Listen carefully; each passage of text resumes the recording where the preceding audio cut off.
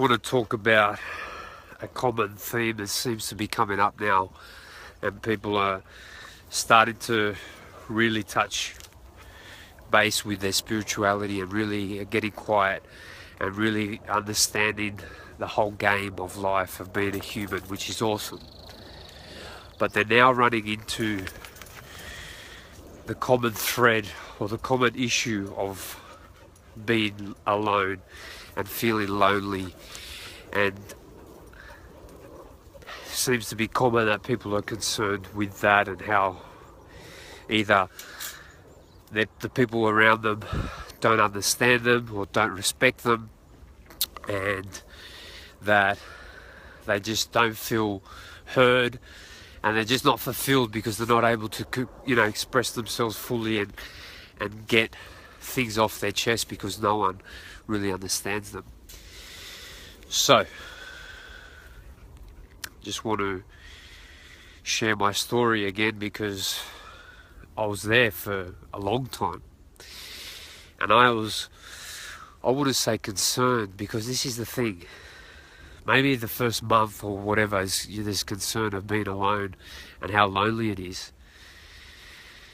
But if you're still feeling lonely, you haven't figured it out then, because you can get to a point where there's no more loneliness. The loneliness turns into solitude, and the solitude turns into fortitude. You've heard me talk about it. If you're feeling lonely, it just means that you haven't reached the heights of your spiritual quest. So you need to continue and go through the loneliness until it converts into solitude, and that solitude converts into fortitude. There's no shortcuts. It is lonely. It is, because unfortunately the status quo isn't wanting to be spiritual. They want to be Game of Thrones and Chanel handbags, right? So it is lonely. You have to go through the loneliness. But it's in that loneliness that you discover the magic, the truth, the fortitude. Everything that you're searching for comes to you, but it doesn't come to you straight away. Anything worth having takes time. You've heard about it a million times. And it's no different on the spiritual quest. Awesome that you're on it. Awesome that you have the awareness that people aren't understanding you. You're on the right track. I was there with you. But let me remind you that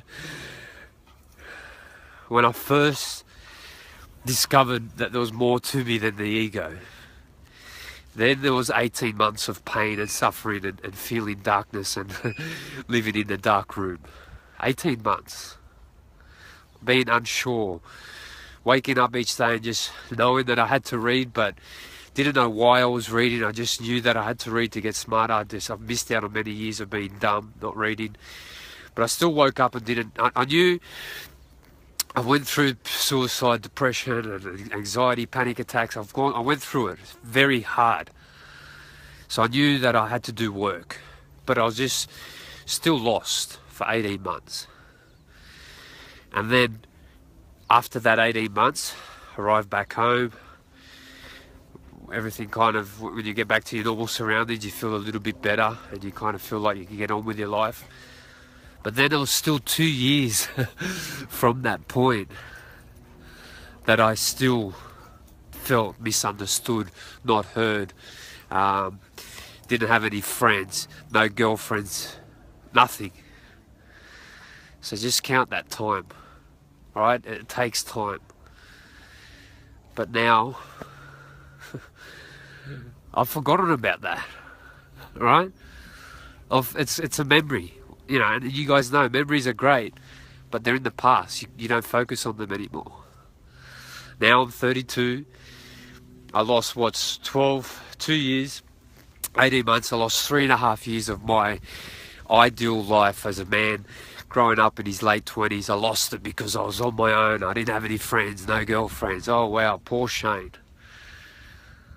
But now Shane's 32. Feels like he has a good grasp on who he is. and is very secure, very grounded, very tranquil, very peaceful, very happy. And I can tell you now that the 3.5 years was well worth it.